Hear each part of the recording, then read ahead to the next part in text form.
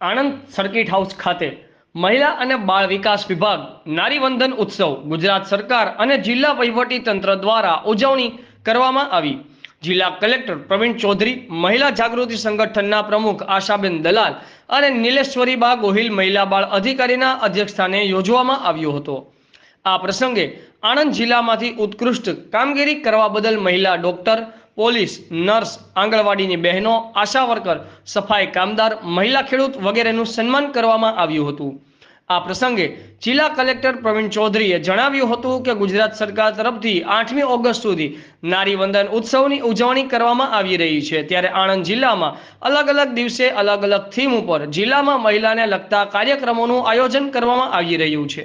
ત્યારે આજરોજ આણંદ જિલ્લામાંથી સૌથી ઉત્કૃષ્ટ કામગીરી કરનાર મહિલાઓનું સન્માન તમારી કાર્યક્ષમતા અને સુંદર કામગીરી બદલ કરવામાં આવ્યું હતું।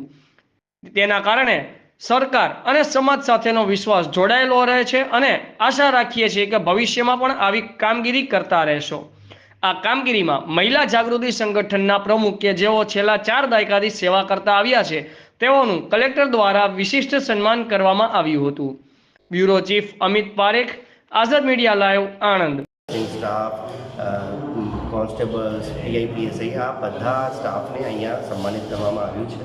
આ ઉપરાંત સામાજિક ક્ષેત્રે પણ જે એનજીઓઝ ખૂબ સારી કામગીરી કરી રહ્યા છે આવા એનજીઓઝને પણ સન્માનિત કરવામાં આવ્યું છે અને જિલ્લામાં મહિલા ક્ષેત્રને લગતા તમામ સામાજિક કાર્યક્રમો